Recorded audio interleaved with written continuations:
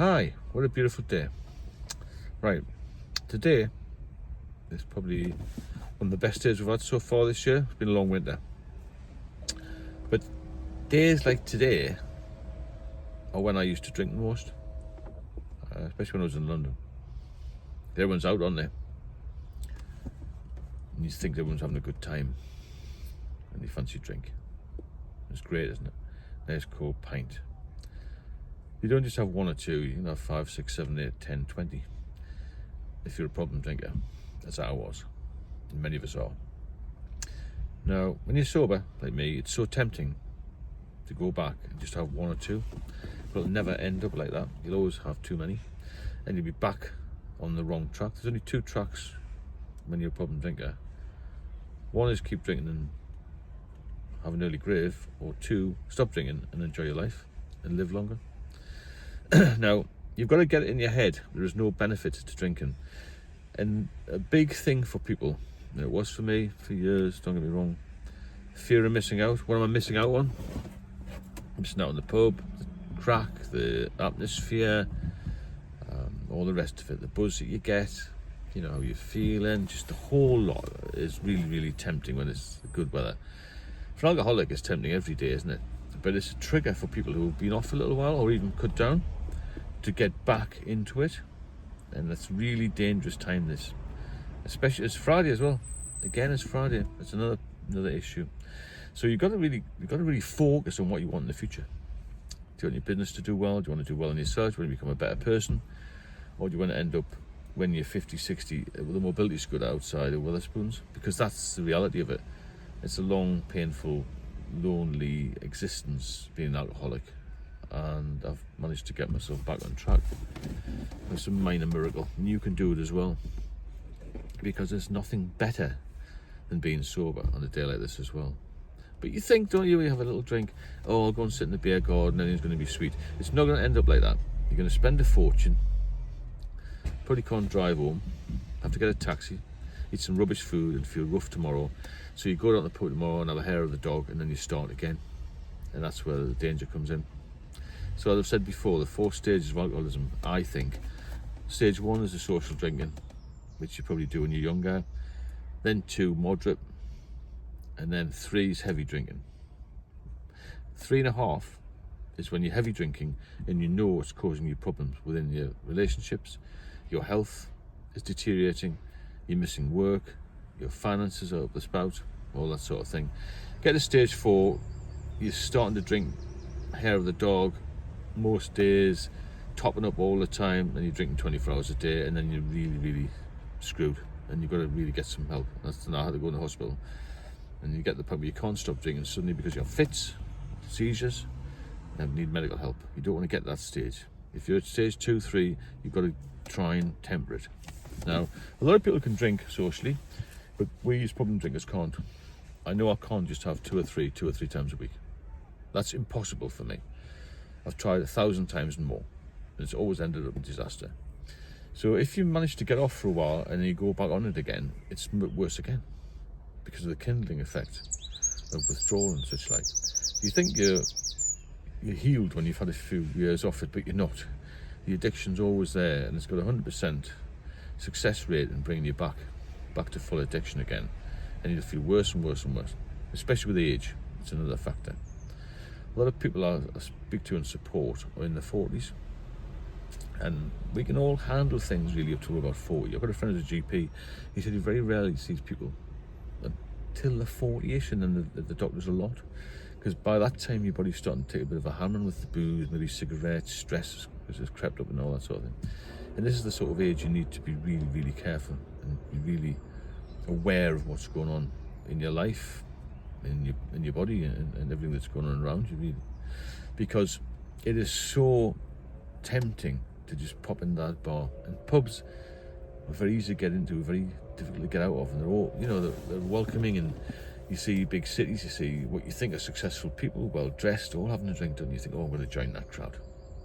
But really, they'll all come to a fall, because alcoholism kills people every day. Thousands of people over a year and millions worldwide. And there's no success story to it.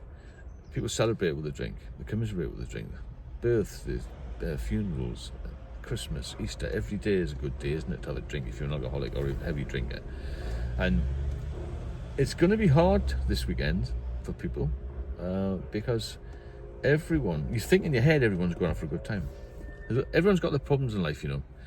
They're not all just swilling lager and wine back because they're multi-millionaires, they've got no issues. Everyone's got issues and everyone's got their own nonsense to deal with. And you yourself have to look after yourself, because if you can't look after yourself, you can't look after anybody else. So these are some of the big triggers, you see. The cravings come back when the weather's good. And I would say it's one of the most dangerous times, especially weekends as well, Friday, you know, as I said, because you'll see the masses out.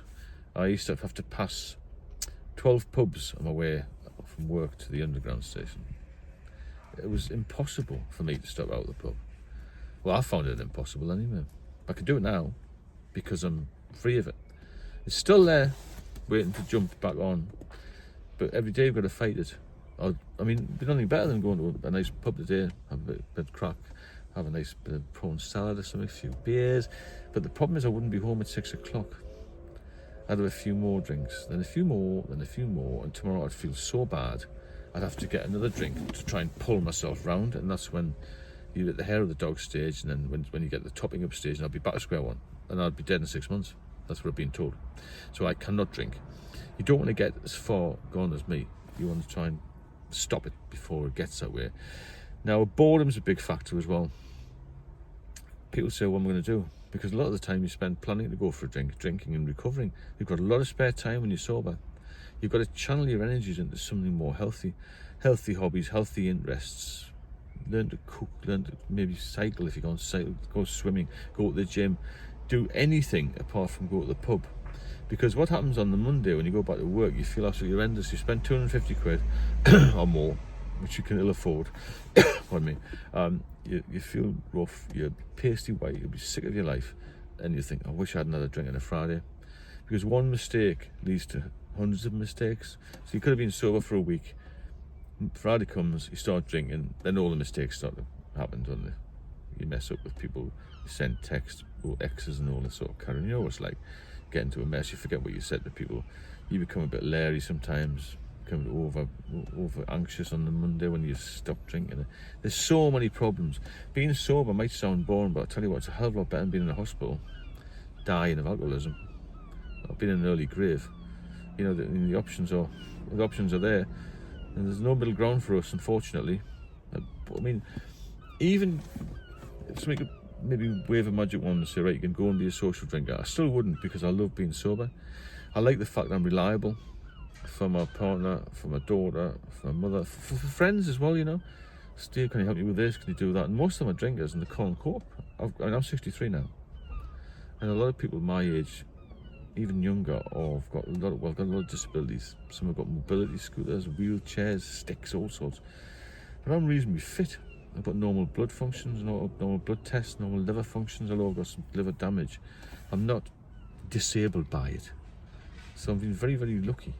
I'm trying to push this to help you as well. If you need any support, get in touch with me. I'll put a link in the description. But try your best today to keep out the boozer. Because believe you me, it's a massive trigger, this. And I was in the police in the Met in London, and the police don't like sunny days because people get too hammered with the drink and it cause all sorts of problems, public order and that sort of thing, you know. So be careful. Try your best to keep sober. Any issues, I've got my number on the description there. Get in touch with me, I'll help you out as far as I can. But it's a thing you've got to do for yourself. You've got to get in your head, I don't want to drink today. Don't say to yourself, I can't have a drink ever, because that's too overwhelming. Say, I can't have a drink today, and then see how you get on today. And you'll feel better tomorrow. You'll pat yourself in the back. You might have had a bit of a quiet night, but so what? You've got 100 quid extra in your pocket. You're going to feel better, look better, eat better. Everything's going to be better. Sobriety gives and gives and gives. Alcohol takes and takes and takes. That's the thing you've got to remember. Remember that all the time. Because if you forget that, then you'll end up 6 foot under way, way, way too soon. Nobody wants to do that. However, have a good weekend. Get in contact. If you benefit from the videos, please subscribe and share them. We've got a lot of subscribers now. Contact them as well. There's a lot of experienced people on here, experienced with alcohol and other issues, we're all here to help, you know, because I did it on my own. It was hard. I didn't think about this sort of thing, and years ago there wasn't this sort of thing to sort of dip into, really. Because being a bit older, there was no internet when I was 20, 30, or nothing that was available as this is, you know. So have a good weekend. I'll speak to you very soon.